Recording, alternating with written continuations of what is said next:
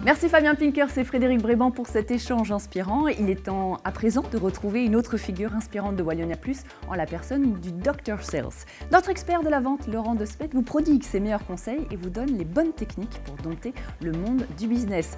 La consultation de Dr Sales commence dans un instant. Et bonne nouvelle, c'est gratuit.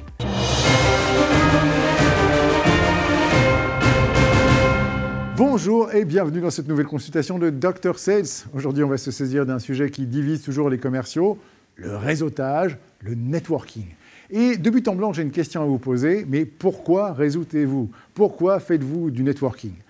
Si vous me répondez que votre seule motivation, c'est une motivation purement commerciale, purement transactionnelle, je vous garantis que vous courez à la catastrophe parce que malheureusement, ça ne marche pas comme ça. On ne réseaute pas en essayant de faire des ventes tout de suite. Il n'y a rien de pire. On sait très bien d'ailleurs que dans un clubhouse de golf ou sur un green, on ne parle pas affaires. Eh bien, de la même façon, il est malaisant de se rendre à des événements de networking uniquement pour essayer d'arracher du business ou essayer directement de rencontrer des gens qui vont représenter un intérêt transactionnel. Non. Le vrai réseautage, c'est d'abord savoir s'entourer des bonnes personnes. Et quand je dis des bonnes personnes, ce n'est pas forcément des personnes sur lesquelles il y a un fort intérêt financier ou un fort intérêt de pouvoir, mais des gens qui sont des personnes qui sont en harmonie de valeur avec vous, des gens que vous admirez, peut-être même des gens auxquels vous avez envie de ressembler quelque part. Et c'est vers ces personnes-là que vous devriez prioritairement réseauter. Pourquoi? Parce qu'un réseau, c'est d'abord vous. Un réseau, c'est une sorte de miroir qui façonne votre image et vous montre ce que vous pourriez peut-être bientôt devenir à force de fréquenter ces personnes. Et c'est votre réseau plus que n'importe quel autre diplôme, que n'importe quelle autre expérience qui va pouvoir à terme vous donner une majorité d'opportunités de vie. Connecté aux bonnes personnes, vous pourrez saisir les bonnes opportunités au bon moment, aux bons endroits, avec les bons avantages. Ça, c'est fondamentalement l'intérêt d'un réseau. Et dans un réseau, l'important, ce n'est pas qui vous connaissez, mais surtout qui vous connaît. Et en effet, quel que soit votre métier, si toutes les personnes que vous connaissez ne savent pas ce que vous faites et ce que vous pouvez apporter, comment voulez-vous qu'elles vous recommandent à quelqu'un d'autre? C'est ça, vraiment, fondamentalement, l'intérêt d'un réseau. Ensuite, il ne s'agit pas juste d'avoir un réseau, mais d'agir dans ce réseau. Et si j'ai un conseil à vous donner, si vous voulez un réseau très très fort, devenez l'animateur de ce réseau. Devenez le centre névralgique, le point de contact de ce réseau. Les meilleurs réseauteurs sont ceux qui mettent les autres en contact, sont ceux qui font cette intercession entre les personnes. Et c'est exactement ça qui est intéressant. Si vous avez un réseau très volumineux, mais pas animé, vous avez un réseau mort, il ne sert à rien. C'est exactement la même chose en ligne d'ailleurs. Si vous avez des milliers de followers, des milliers de personnes qui vous suivent, mais que vous n'agissez pas et que vous n'interagissez pas avec elles, eh bien, je suis désolé de vous dire, vous avez une audience, mais vous n'avez pas une communauté. Alors, comment faire pour animer un réseau? Eh bien, la première chose, c'est vous demander ce que vous pouvez faire pour lui. Je vais paraphraser Kennedy, ne vous demandez pas ce que votre réseau peut faire pour vous, avant d'abord de vous demander ce que vous pouvez lui amener. Soyez la première personne à connecter les autres, de devenir le power connecteur de ce réseau, et vous verrez que par réciprocité, ce réseau vous le rendra. Mais cultivez-le. Un jour, un ami jardinier avec lequel je discutais de mon jardin, en lui demandant quelle plante je pouvais planter pour qu'elle pousse toute seule, m'a répondu cette phrase merveilleuse: « Laurent, il n'y a pas de jardinier, il n'y a pas de jardin. » Eh bien, c'est exactement la même chose en networking. Vous pouvez connecter plein de personnes, vous pouvez ramasser plein de cartes de visite, mais si vous n'animez pas ce réseau, il est mort et ça n'a aucun intérêt. Et pourtant, c'est à travers ce réseau que viendront les plus belles opportunités que vous voulez.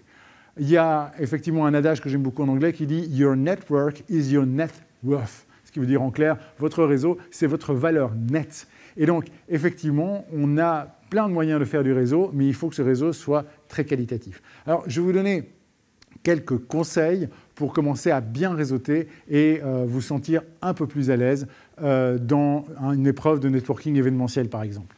La première chose à faire, c'est éviter à tout craint de networker avec des parfaits inconnus. Et oui, pourquoi aller commencer à vous lancer dans des événements dans lesquels vous ne connaissez personne, alors qu'en fait, autour de vous, vous avez déjà les bases d'un bon réseau, vous avez des gens avec lesquels vous vous entendez bien et qui ne sont pas encore forcément connectés les unes aux autres. Si vous avez déjà une base de réseau, travaillez avec ce premier réseau de proximité qui vous connaît, qui connaît vos qualités et qui a déjà confiance en vous pour les connecter les unes aux autres et vous créez une première base, une première assise. Dans un deuxième temps, comment est-ce que vous pouvez concrètement réseauter? Eh bien, c'est bien simple. Lorsque vous allez vouloir assister à un événement de réseautage, la première règle, c'est préparez-vous. Préparez-vous, ayez des challenges, ayez des objectifs. Sachez à peu près avec qui vous voulez rentrer en contact, sans avoir l'espoir évidemment de signer le soir même tout de suite ou d'obtenir quelque chose, mais juste trouver des personnes avec lesquelles vous avez réellement envie de faire connaissance et effectivement travailler vos histoires d'accroche. De grâce, le but du jeu n'est absolument pas de monopoliser la parole, mais plutôt de faire parler l'autre. Et quand je parle de créer vos histoires d'accroche, créez surtout des opportunités de poser des questions aux autres, de les faire parler d'eux. Les gens qui sont perçus comme étant les plus grands conversationnistes sont en général ceux qui font réussir à mieux parler les autres. Vous pouvez évidemment vous servir d'un allié sur place, vous pouvez aller à un événement de networking avec quelqu'un que vous connaissez, mais de grâce, ne restez pas collé à lui. Au contraire, demandez-lui à qui il a envie d'être connecté et amusez-vous à essayer de l'aider à être connecté aux bonnes personnes et inversement, il vous rendra l'appareil et vous passerez une soirée absolument chouette, très rentable. Ah oui, aussi, un dernier petit conseil, arrivez tôt et partez tôt. Je préfère 1000 fois qu'on vous dise « tiens, vous partez déjà » que plutôt « vous êtes encore là ». Et quel que soit le type de réseautage que vous avez à faire, engagez la sympathie des gens en leur rendant service. Qu'il s'agisse d'aller chercher un manteau, d'aller présenter quelqu'un à quelqu'un d'autre, d'arriver simplement à indiquer une direction ou à connecter quelqu'un, rendez service à votre réseau, rendez service aux gens, ça vous rendra irrésistiblement sympathique. Ah oui, aussi, dernière petite astuce, les meilleurs réseauteurs que je connais ont toujours un cadeau à vous offrir. Ils ont toujours quelque chose à vous donner qui fera la différence. J'en ai connu un très bon qui avait comme manie de toujours offrir le même livre qui est « Comment vous faire des amis » de Dale Carnegie, qui est un excellent livre que je recommande à toute personne qui a envie de progresser dans la vie et qui a envie de créer du réseau, qui est un tout petit livre de poche et je le soupçonne d'en avoir une bonne dizaine dans le coffre de sa voiture en prévision d'événements dans lesquels il pourra à un moment donné dire « J'ai adoré ce livre, vous allez découvrir plein de choses passionnantes dedans ». Donc, n'hésitez pas, ayez toujours quelque chose à offrir, mais de grâce, cultivez patiemment votre réseau comme un jardinier. Je vous donne une petite recette de Jody Robinett qui a écrit dans le livre Power Connector la règle des 5, 50, 100. Elle vous dit simplement, isolez dans votre réseau les 5 personnes les plus importantes, les plus précieuses, celles avec lesquelles vous avez vraiment envie de passer beaucoup de temps parce que vous les appréciez. Et ces personnes-là, ces 5-là, vous devez les avoir contactées au moins une fois par semaine au pire, voire même une fois par jour au mieux. Les 50 personnes suivantes, qui sont vraiment le cœur de votre réseau, qui sont des personnes que vous appréciez, avec lesquelles vous avez envie à terme de nouer plus de liens, eh bien c'est le même principe. Ces personnes-là, vous devez les connecter au mieux une fois par semaine, au pire une fois par mois.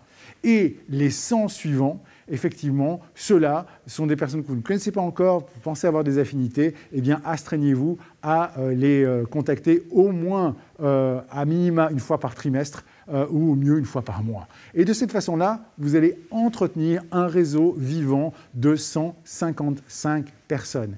Et juste pour votre petite information, 155 personnes, 150 personnes, ça correspond à ce qu'on appelle le nombre de Dunbar, un anthropologue américain qui a déterminé qu'en fait notre cerveau est prévu pour gérer un grand maximum de 200 connexions actives, 200 personnes, et en général ce nombre classique est ramené à 150, c'est ce qu'on appelle le nombre de Dunbar. Nous sommes faits pour une vie plutôt tribale, pour une vie grégaire et communautaire, nous ne pouvons pas maîtriser des milliers de relations, par contre un réseau de 150 personnes bien entretenues est l'arme la plus efficace que vous pourriez rêver avoir dans le milieu des affaires et dans votre propre développement personnel. On se retrouve pour une prochaine consultation de Dr Sales et n'oubliez pas, la santé de votre entreprise dépend avant tout de la santé de vos ventes.